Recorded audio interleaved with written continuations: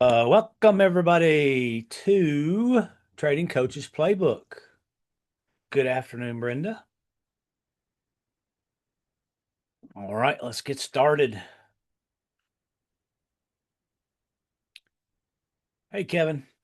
So we'll start with the disclaimer as we always do. Of course, this is all about education and hopefully a little entertainment. And nothing should ever be considered as advice or recommendation since it is about education. Also, because it's about education, any trades we talk about should always be considered as non-funded. We know trading involves risk, so we also want to try and limit that as much as we possibly can. And don't forget that Freedom Management Partners personnel are not subject to trading restrictions. Good morning, Helen. All right, what's on the calendar? We got our inner circle check-ins on Mondays as usual. Next one will be on the 2nd at 7. This coming Monday. Right after that will be a Q&A with Tony for Trade Watch alerts. Then on Tuesdays, we've got our mastermind group. Next one's on the 3rd. And next Wednesday, we've got Q&A with Brandon um, on E-mini Think Tank. So that's the 4th at 8.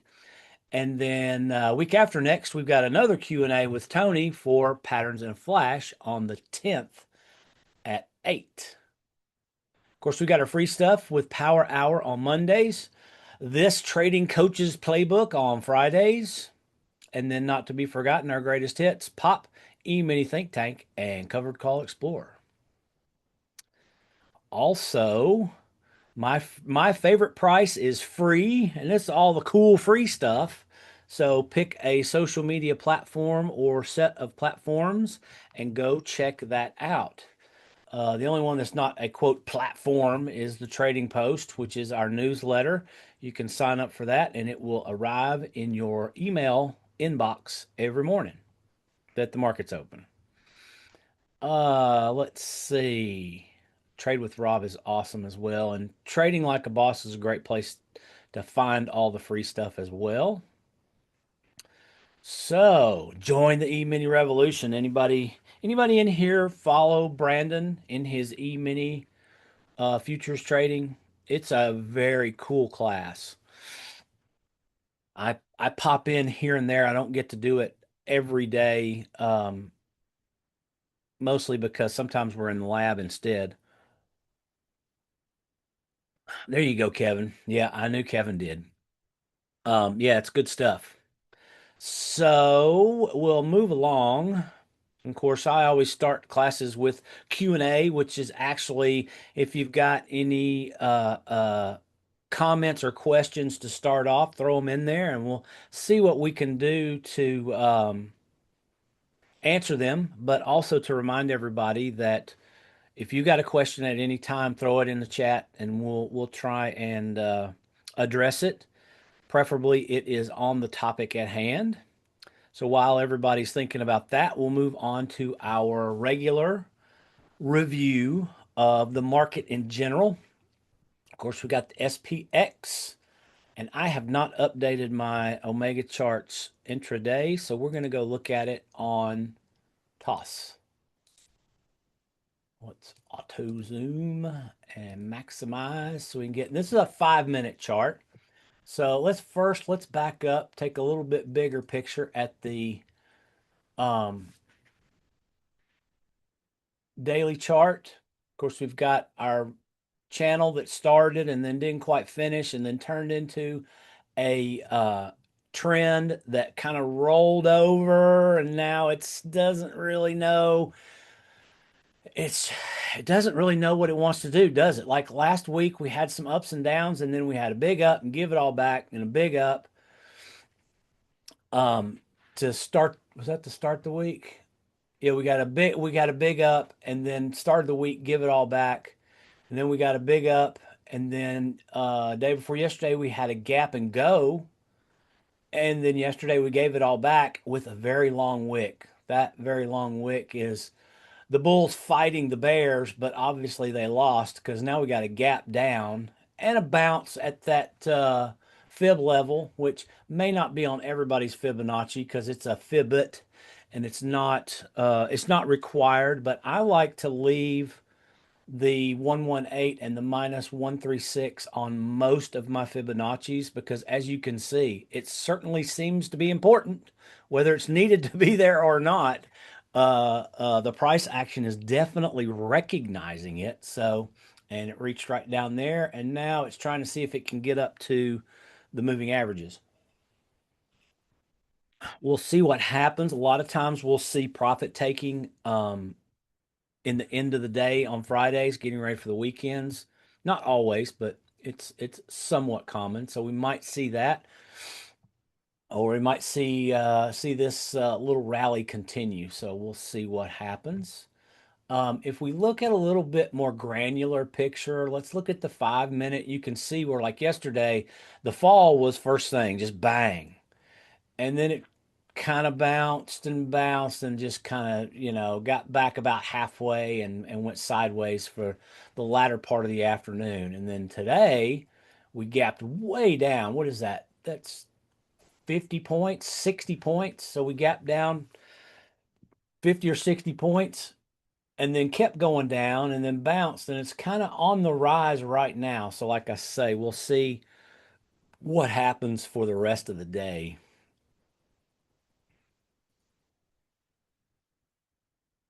Yep, it has, Brenda. It's been I know you mean 68.58. Um it's been dancing around there a lot. Um and what is that average? I think it was 68.58 to 68.68. It's kind of where it's bouncing around. Obviously, it gets in and out, but that's basically the range that it's in right here. So yeah, I mean, chances are it'll stay there, but it's hard to tell. In the afternoons, you get kind of a um what's the word I'm looking for? You get a blah. Everything kind of slows down because people are at lunch, they're not trading. So you see sideways movement a good bit. Thank you, Brenda. A lull. Um, and yeah, so that is not abnormal by any stretch of the imagination, but we'll see what happens. Of course, one other thing we'd like to look at, we'll look at this on Omega charts because it's really more of a daily thing, is the VIX, which is our volatility index or our fear indicator. Of course, we got our Christmas break right here, and it just went up, up, up. We've got a spike and a recovery, and a spike and a recovery. And then that third time it spiked, it took a while to get back down, but it's still on that trend line. So until I think this pierced it, this wick yesterday pierced the trend line. I think I was looking at this last night in the covered call explorer update. Let's go back. Actually, no, we're going to leave that big and we'll just put the VIX in there. And yeah, we'll go to a daily and there you go. Right there. So you can see where we're kind of hanging out. We pierced a little bit here, pierced a little bit here, pierced it significantly here, but here we go. We're back up again because it's down day, right? So again, for me, for what I do in Cover Call Explorer, I like this middle ground. The other thing I like to do a lot is scalps in the morning. So I don't want it to be too high so that my option prices aren't too high when I'm buying. Also, the option prices aren't too high for the long side of our diagonal spreads that we do in Cover Call Explorer. But also, I don't want it to be too low because then we can't get any premium because most of the strategies we're doing are selling type strategies. So yeah, this is a nice sweet spot. I like it I mean, 18 is okay, but between 20 and 21 is where is my sweet spot. So, it's kind of hanging out close to there, so I'm good. Let's see. So yeah, we'll see if maybe next week we get another Pierce or if it just continues up. I think I should say I don't like to throw my opinion in there, but what this looks like to me is a lot of uncertainty. And that's really, they call it the fear index, but volatility a lot of time comes from uncertainty. And as with so many things, uncertainty can lead to fear. And when you look at the SPX, look at that channel. It's just bang, bang, bang, bang, bang. But it's also, it's kind of, what was it? Trader Will called it the dome indicator, the dome pattern, where it just kind of rounds off at the top. Almost, I think Amelia was the one that said it looks like an upside down cup and handle almost. So yeah, it certainly looks like it's turning bearish, but we'll see what it does. All right. So one other thing we want to look at with our review is, of course, well, it's where you can see it, earnings.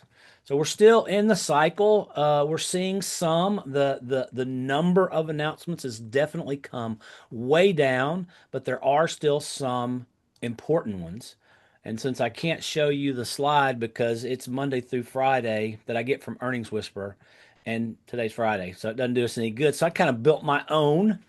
So we've got UUU. I think that's an energy ETF, I believe. GStat, which is I think that's a global satellite company. Is that Hawaiian Electric? So we've got a few today. Next week, open up with Berkshire B. There's a big one. We got Norwegian Cruise. We got ADT, which I use for my security system. Then at aftermarket, we've got Credo, Riot, and ASTS, which is another one of those satellite companies. Tuesday, we've got Target, we got Best Buy, C, AutoZone. Finished the day with CrowdStrike and GitLab for all you IT geeks out there like me. Wednesday, we've got Abercrombie and Fitch, Wix, and Bed Bath and Beyond for the morning, and then the evening some biggies: Avago, Okta, and American Eagle. Let's see. Thursday we've got Kroger, JD, and Burlington for the morning, and this is just highlights some samples. Aftermarket we've got Marvel, Costco for all you pop traders out there, and Gap. And then Friday we've got GCO, which I forget which that one is, and then EMBJ, which is Embraer, which is the Brazilian jet company. If you've ever flown on one of those planes that has two rows on one side and one row on the other, it was probably an Embraer. All right. And I think that's how you pronounce that, but we don't really care, do we? All right. So let's get into it. So, as I said, we're going to talk about the Trading Olympics. And actually, that's just a little bit of a teaser because everybody knows where the Olympics started, right? In Greece. And of course, we can't talk about the Olympics without celebrating that huge win by America in hockey for the men and the women. So that was cool. But what we're going to talk about today is this. And I hope everybody knows what this is. My great grandfather on my mother's side actually came here from Greece when he was 12 years old. So I have some Greek in my heart, as shown by my Greek flag that you can't see unless I put it right up against my face. Anyway, um, so yeah, we're going to talk about the Greeks. Kevin knows. So what are the Greeks? So the variables that are used to assess risk in options markets are commonly referred to as the Greeks. Each one of these Greeks has a number associated with it, and that number tells traders something about how the option moves or the risk associated with that option. The Greeks are also used in most of the pricing models for options, like the Black-Scholes model, which is the one everybody is most familiar with, probably. So, same question. different answer. What are the Greeks? So we're going to start with beta, which is a stock's relationship to the S&P. So they're not all option specific, but that's kind of where it starts. And I believe, don't hold me to this, but I believe alpha is actually price action, but I'm not sure about that. I should have looked that up beforehand. I forgot to. But beta is the one that we use to tell how a security relates to the S&P.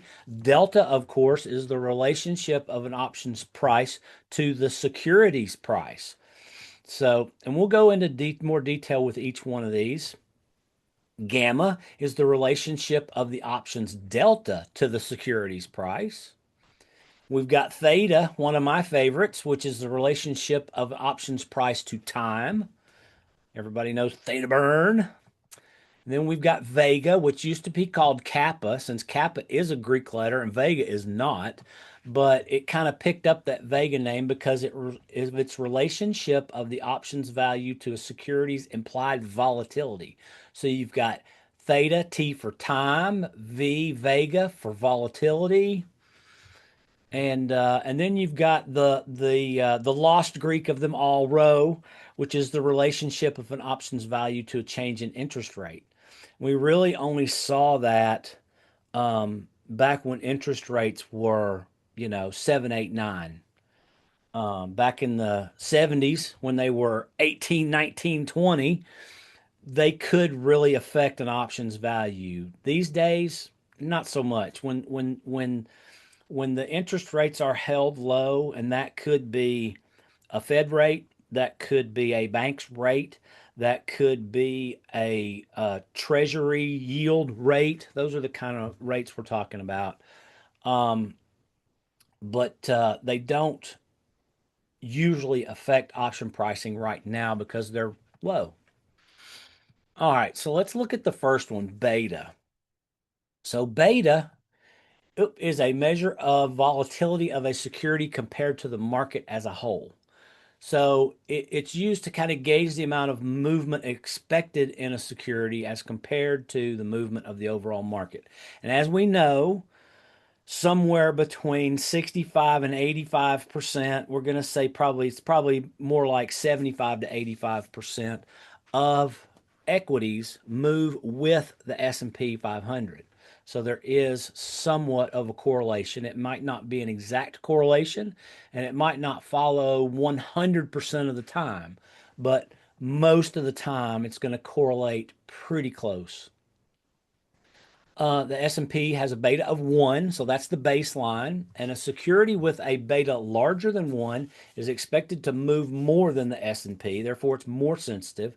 And a security with a beta less than 1 is expected to move less than the S&P, making it less sensitive.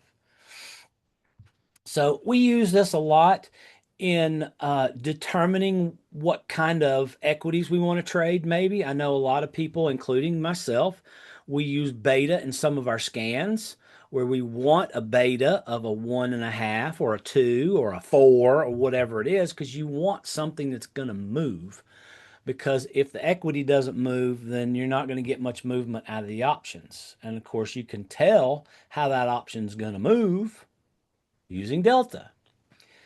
So delta represents the rate of change between the price of the option and $1 change in the price of the underlying security or asset. So in other words, the delta measures the price sensitivity of the option relative to its underlying securities price. Some people use delta as a hedge ratio so they can create hedge neutral positions, in particular with spreads. Brandon teaches that, talks about that quite a bit. It can also be used to approximate the probability that the option will expire in the money. You will hear people say, this is the percentage chance that it will expire in the money. It's not exact. As with so many things, it's not an exact science. There's a little bit of art to it. There's a little bit of flexibility to it. And so I like to say it's the best approximation of the probability that it will expire in the money.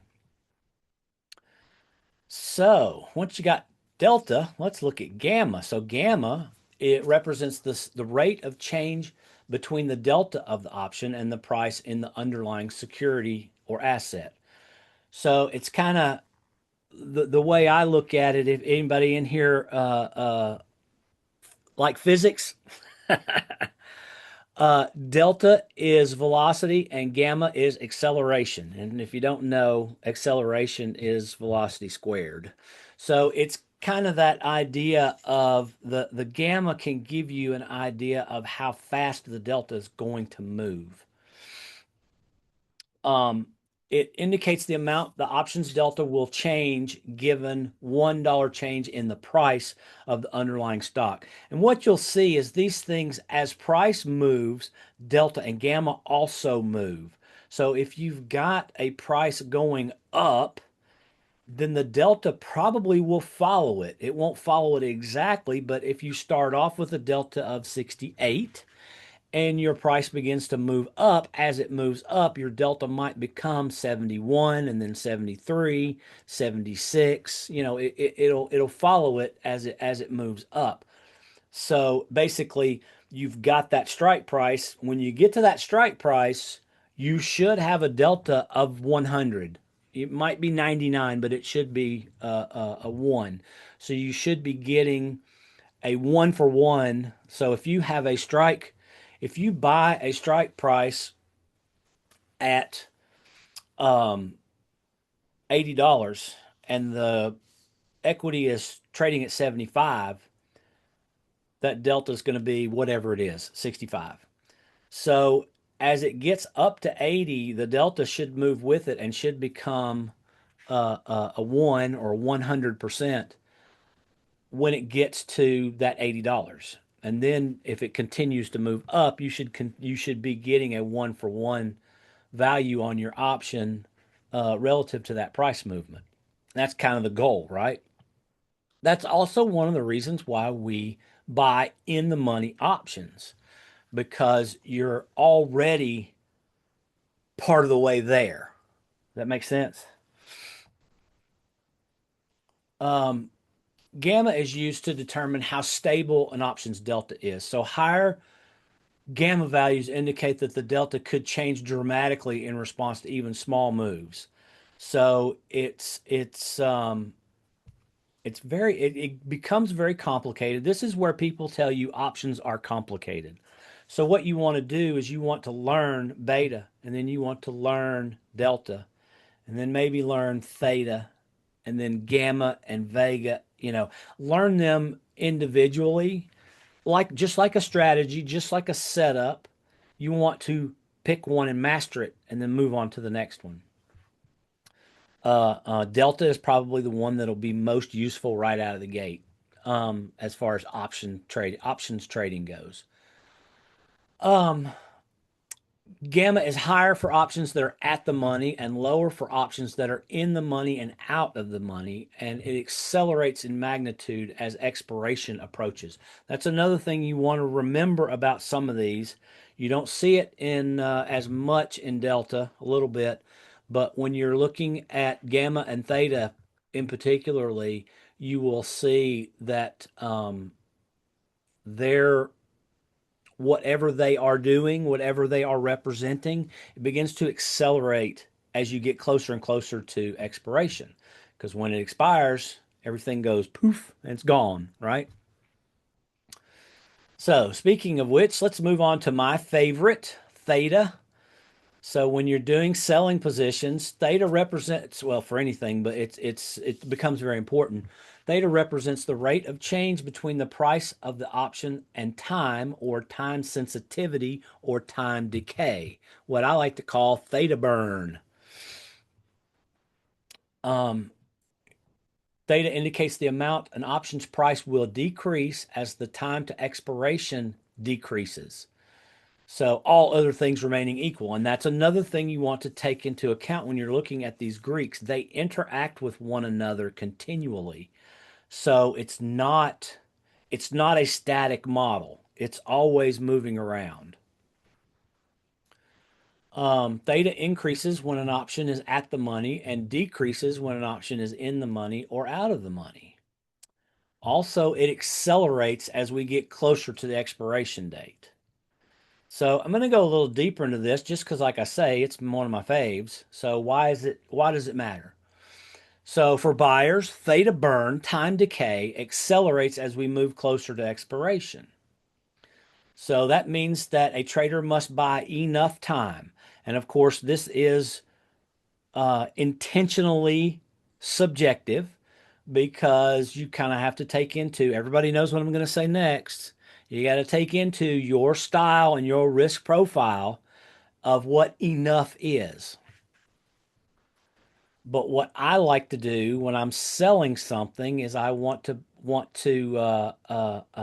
sell the least amount of time and get good premium. And what I want to do when I'm buying something is I want to buy enough time to protect me from theta burn. So enough is enough time for the expected move to develop. So if you expect your move to develop in 5 minutes, then you don't need to worry a lot about delta. If you're looking at a swing trade or a position management type trade, where you're in it for days or weeks or months, you really want to make sure you're watching that delta because that is chipping away at your option price, where that time value is getting sucked out by the market maker. So when buying options, theta can become a risk, diminishing the value of the option as time passes. So you want to take that into account, right? Now for sellers, theta burn accelerates as we move closer to expiration. Yes, that is the same exact sentence with for sellers instead of for buyers. But that means that a trader wants to sell as little time as possible and still collect good premium, like I said a minute ago. So you kind of switch positions. Time becomes a seller's best friend as the expected move continues and we approach expiration. When selling options, theta can become an advantage, diminishing the value of the option as time passes. So when you're buying, you're holding on to that option and you want that value to go up, not down. When you're selling, you've sold it to someone else and you've gotten the money up front. You don't get to collect it until you close out the trade, but you've gotten the money up front and you want that time value to degrade really, really fast. So that's just more that you get to keep. So if you sell it for $1 and you buy it back for a nickel, you made 95 cents. Buy it back for 50 cents, you made 50 cents. A lot of people do 50% crush and premium. So a picture's worth 1,000 what? Who can tell me? Participation time. There you go. Brenda's on it. Now, of course, everybody knows that a picture's worth 1,000 words, but in trading, we like to say that a picture's worth $1,000. Anyway, so here's a pretty picture of it, so you can see where as time moves along, towards expiration, that theta decay becomes bigger and bigger. Funny thing is, this picture is a good generalization, but most of the time it might actually be a little flatter at the top, and it's almost definitely going to be much steeper at the bottom. But this is a good way to kind of look at it in general. So, what about Vega? So, Vega, also called kappa, represents the rate of change between the value of an option and the implied volatility of the underlying security or asset. So Vega indicates the amount an option's price will change given a 1% change in implied volatility. And this is another one of the mechanisms where you see that option price vacillate. That's why you see many times higher option prices with higher VIX, and you get better premium with higher VIX. Because increased volatility implies that the underlying instrument is more likely to experience extreme values, a rise in volatility will correspondingly increase the value of an option. I say it here, it pops up there. Anyway, conversely, a decrease in volatility will negatively affect the value of an option. So that's why low VIX makes it hard to sell because you can't get a lot of value for the premium you're selling. But it does allow you to buy at a lower price. So the thing about um, all of these is Delta kind of helps you answer the question, what direction am I? Because your deltas are going to help you move in that direction. Your gamma is going to tell you how jumpy is that delta. Does it move around a lot or does it just kind of flow? Your theta is gonna well, it's gonna kind of give you a good idea of what your daily time P&L is. So if you look at your theta and your theta is 3 cents, that means that all other things remaining the same, at the end of the day, your option should be worth 3 cents less than it was when the day started. And this is where you hear me talk a lot about I love Monday holidays like MLK and President's Day and Labor Day and Memorial Day because it gives us free theta burn because theta burn happens whether the market is open or not. So obviously you're going to get free theta burn on Saturdays and Sundays, but when you get that Monday holiday, you get an extra one on Monday. And then like Good Friday coming up, Friday, Saturday, Sunday, you get a free day there as long as you make sure you get into your trade on Thursday.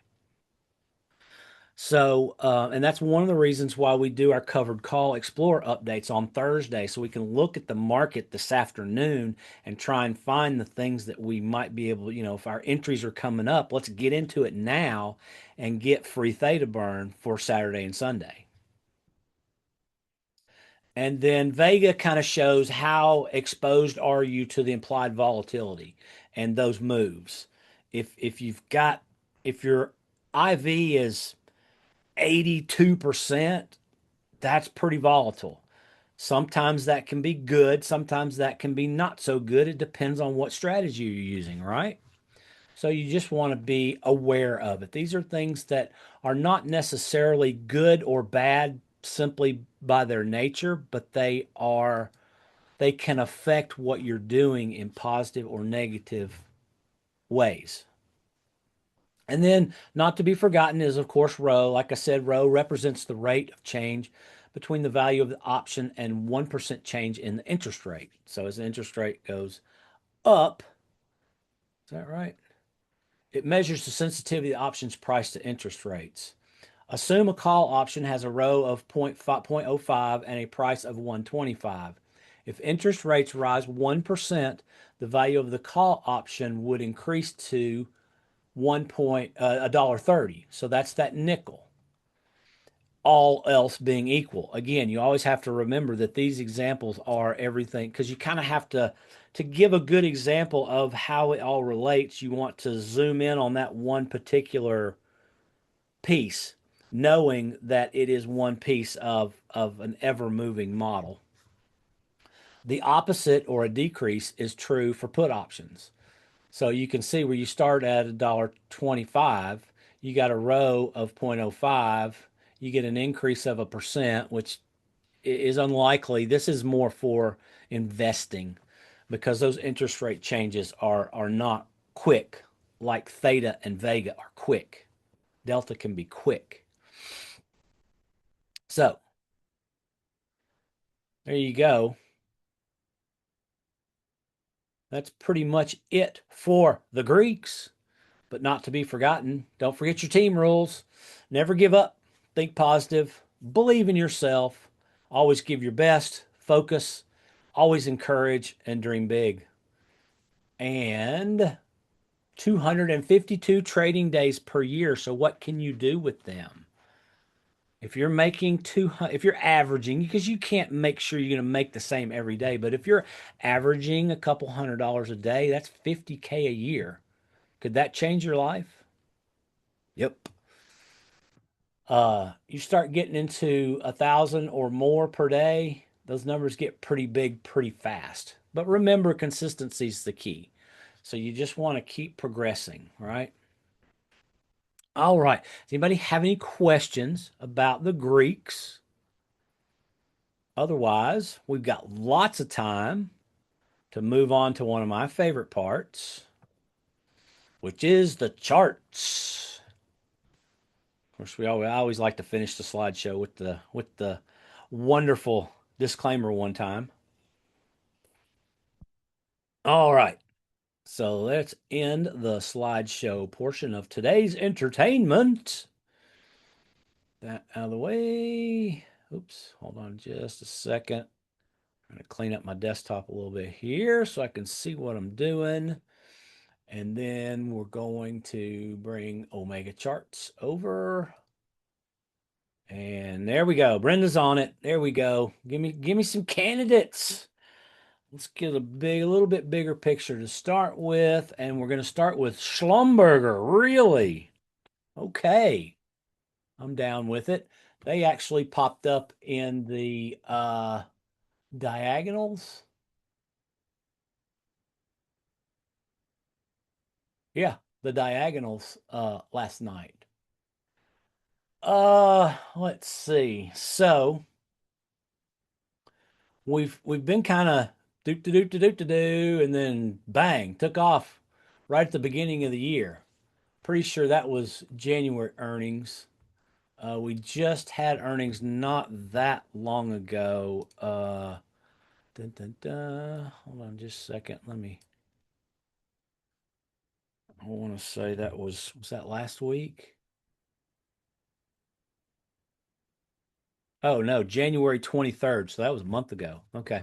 Anyway, so that was here. So that was earnings right there. In general, we've got a really nice uptrend going.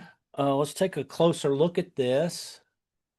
I don't use Fibonacci's that much on my covered call stuff, but if we do this, there's a nice little Fibonacci, and we've got about $2 there. Our Wilders is about $1.50, so I'm good with that. Um, Yeah, we're right there. We're right there at the zero line. We got this big move up, and now we're it's doing exactly like the S&P. For those of you that have Omega charts, there's a real easy way. I like to keep it on there. There's the SPX, and I just click on it, and it puts a line showing me the SPX, so I can tell how well a given equity moves with the S&P. And you can see it was kind of doing okay here, and then it spread out, and now it's coming back together. So Schlumberger is one of those that maybe doesn't move exactly with the S&P. It does every once in a while. But as you can see, I'm going to take that line off because it's a little distracting. But we're in a nice place. So it's definitely in a place for a switchback trade. However, with the 8 right under it and the 21 at that 118, and we do need that Fibonacci, we do need that Fibit. So that's going to stay there. So you've got your 8 right here. You've got your 21 right here. That's a couple speed bumps on the downside. So an upside trade would be easier. It would also be easier because we're in an uptrend. We've got moving averages in true bullish order, and they have been spreading apart. The 8 and the 21 are starting to clinch in just a little bit, but still nice spread there. So if we can get a move up above the zero and a bounce and a continuation, that's a really nice entry point for a bullish trade. And the great thing about it is you got that 8 right there. So, everybody knows, for those of you that rate your trades, rate your equities or grade your equities for opportunities. We've learned this in POP, and we've taught it in some other classes as well. But for POP, this is definitely a grade of 1, a rank of 1. Let's see. That's a good question. So we've got a Fibit at 53 and a half, and our 272 at 55 and a half. So yeah, we'll get a bounce off of this 51.67. we'll say 51.75-ish. A move up, our first target's going to be 53 and a half, and our second target's going to be 55 and a quarter because we want to stay below those fib lines just a tiny bit. The good thing about confluence of one, though, is we can use that 8 moving average as our stop, and that limits our risk to not very much. What is that? 51.29, so that's 40-ish cents. So yeah, that's a nice one. That's a very nice one. And I would much rather see it kind of dribble up as opposed to take off as a call diagonal, but it could do either. All right, let's take a look at the SPY. Let's get a bigger picture here. And oh, let's bring it back. Here we go. So it looks just like the S&P, right? So as we zoom in a little bit, we see where, yeah, we're hanging out at that 689 level, that zero line. Let's zoom way in. And this is, of course, yesterday's candle. Right now we're down here. So we're kind of in amongst the moving averages. Let's go back over here. Let's do it this way. Take a quick look at Schlumberger just to see what it's doing today. And you can see where it tried to move up and then it collapsed. So it hit that zero line and collapsed. I think that's going to be the zero line. Let's put this. I don't always have my fibs on. I think I like it better here. Oops.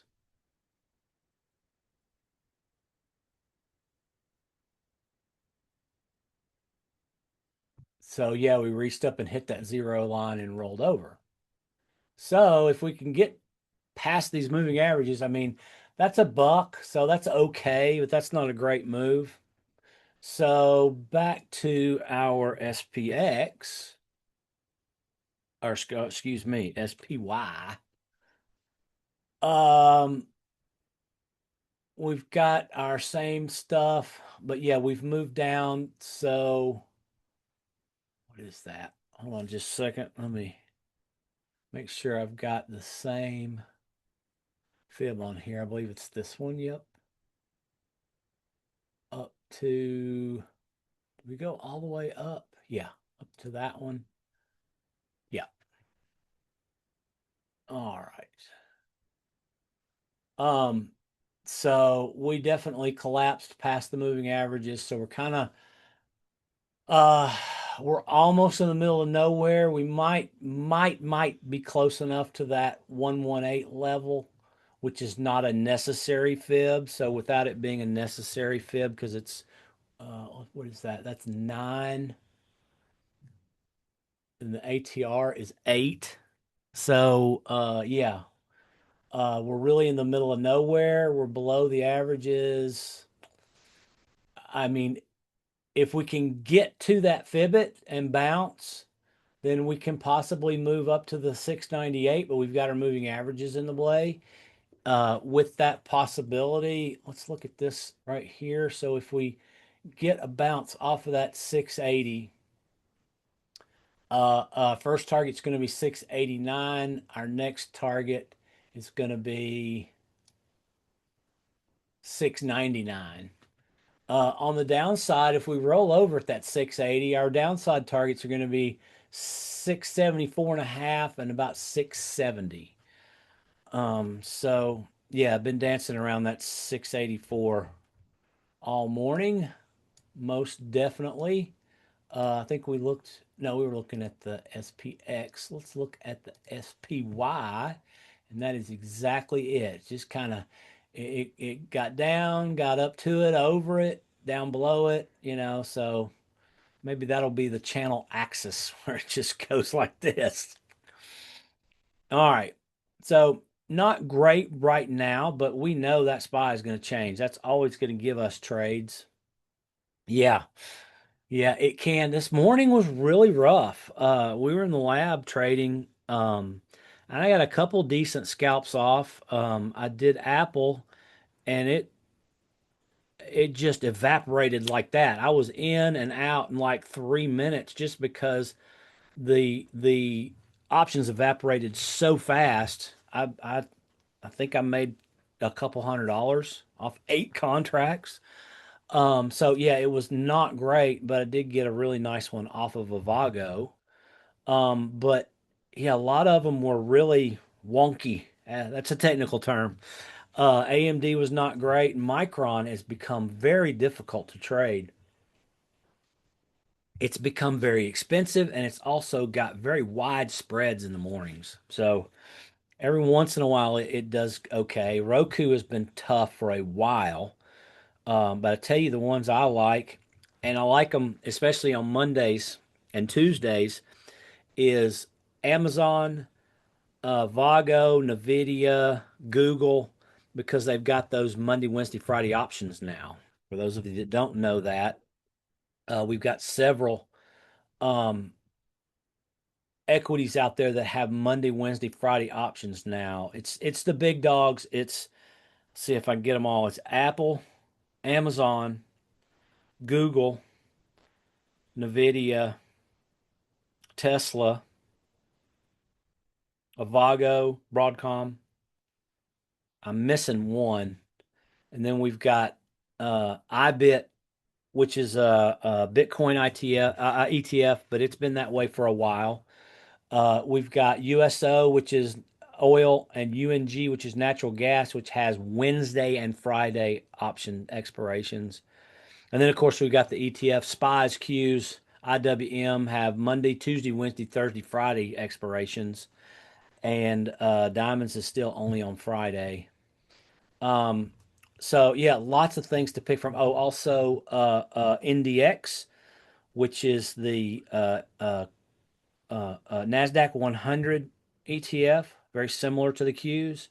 Is Monday, Wednesday, Friday. It might be Monday through Friday, and then we've got XSP, which is a micro SPX, and it has options every day. So yeah, lots to choose from there, but I'm beginning to cover to watch those a little bit more, simply because I'm buying with the strategy that I'm using to scalp in the morning, and having a Monday expiration on Monday or even a Wednesday expiration on Tuesday makes it a lot cheaper. So it's get into that uh, uh, VIX and volatility stuff where it's not as expensive, and theta as well. You don't have as much time, so it's not as expensive. Let's see. Oh, and we need to look at gold, GLD, which is the gold trust. Let's see. Let's make this a little bigger. Oh, and let's bring the whole chart in. So, kind of as gold does, just wobbled around and then took off last year. Up, retrace, up, retrace, and now it's headed back up again. It's getting a little gappy right now, so you want to be careful of that. But in general, we're kind of in the middle of nowhere from yesterday's candle, but definitely bullish, true bullish bias. Definitely an uptrend, even with this retracement right here. Um, so yeah, some decent um some decent opportunities there. So let's take a look at it on the 5 minute, and we'll see that it's doing like everything else today. Um, but we've got, what is that? 382 is 466. Okay, so um I do have a nice Fibonacci on here. Oh, I forget. These things go on forever on toss. Um, so yeah, so we gapped up. So we're right there at the 236. If we can get above it and bounce, that'd be a nice entry for a bullish trade. If we do bounce and fail here at the 482.75 ish, we've got them. That's 10 points down to the 8 moving average. So you can definitely trade that. So that's a great switchback setup with your first up target being 496 and your second up target being about 509 and a half. If you roll over, your first down target's going to be that 8 at 473 ish, with your second one going to be this little zone between the 466 and the 463, the 21 right there. Um, so yeah, that's probably the best one we've looked at of those three so far because it's setting up very nicely for a real switchback. The grade is only about a 2 because we don't have confluence, but still, very nice. Definitely looking for the bullish trade. All right. Anybody else got any candidates you want to look at? I'll just look at some of mine. Of course, we've got, you're very welcome. We've got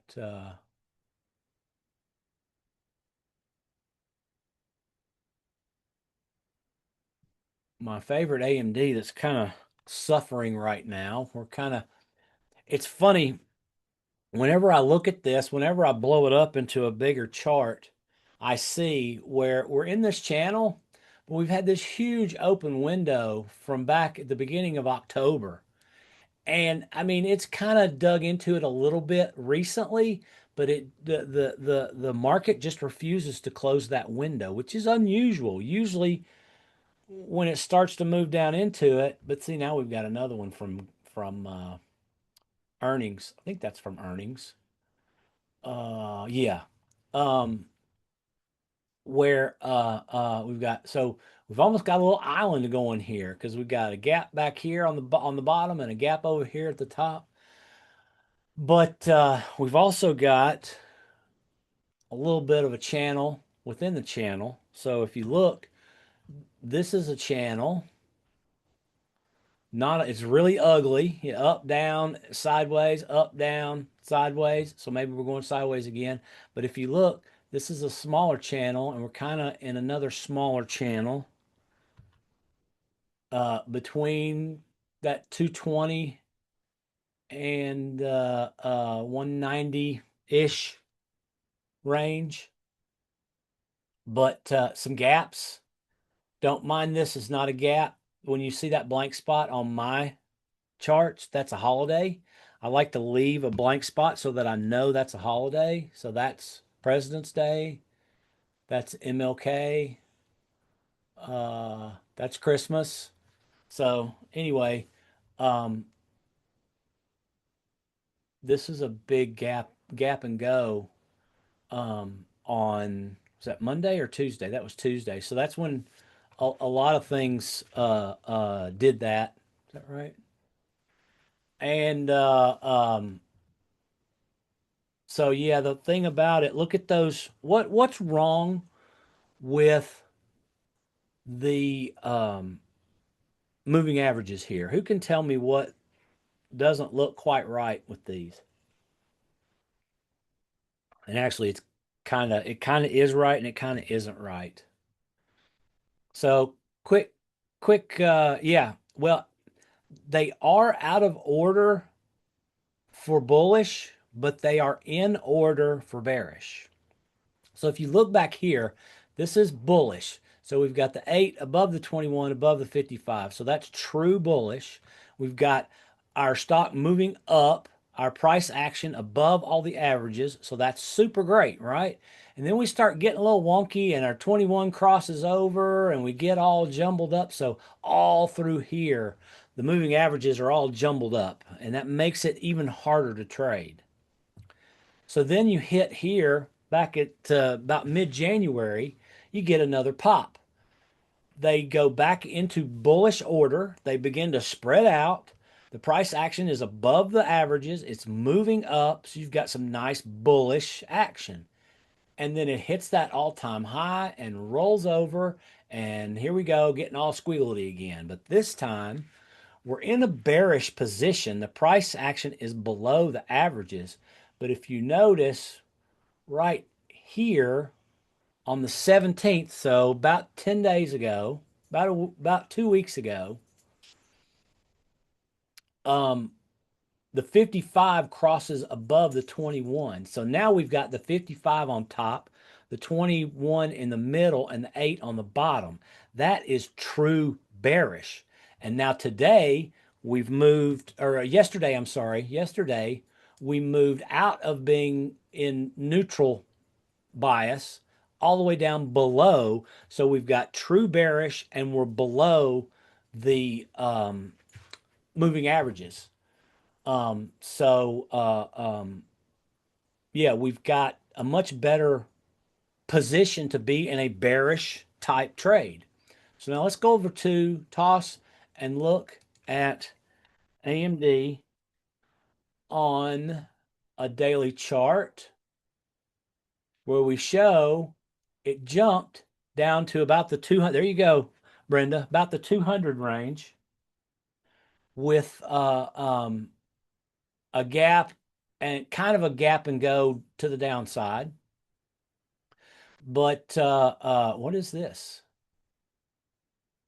Earnings conference call on 3/3. This has got to be a mistake. And I don't know what that is. Um, so let's do this. We're just going to do all kinds of wild stuff today. Oops.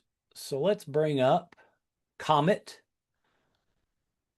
which is Perplexity's browser, and say, what is the conference call for AMD on 3/3? And see what they tell us.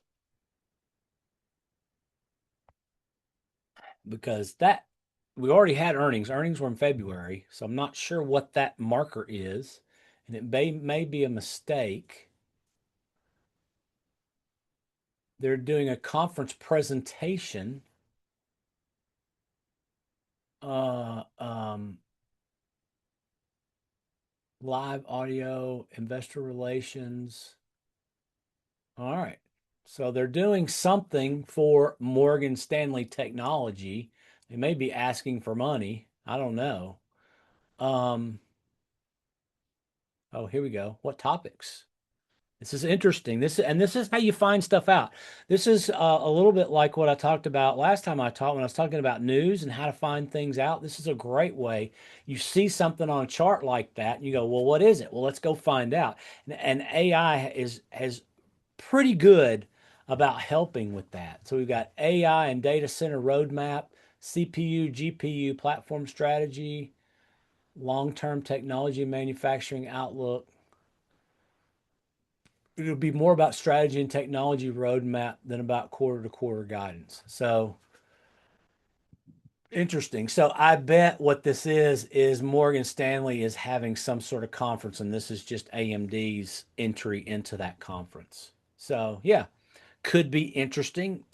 Probably not market moving, depending on what they say. So this is where you want to know these things. If you've got a stock that you follow really closely and you trade a lot, like I was doing with AMD, not as much now, but still a good bit. You want to stay in the know with what's happening with the company and know about things like this, because if somebody asks the right question and the person doing the presentation answers it the wrong way, boom, down the floor, down out the bottom of the floor. So yeah, or they accidentally announce some new technology breakthrough, something, and boom, it takes off to the sky. So yeah, want to be aware of things like that. And that I love Toss that has this little marker there. So there you go. Well, we're coming up on 1 o'clock. I don't see any other symbols in here. So I'm going to say I'm going to hit the post so that Andrew can go about doing his daily duties and not have to sit in here and listen to me yabber on with my great ramblings, right? Thanks, Kevin. Thanks, Brenda. All right. Everybody trade disciplined out there, and we'll see you next time.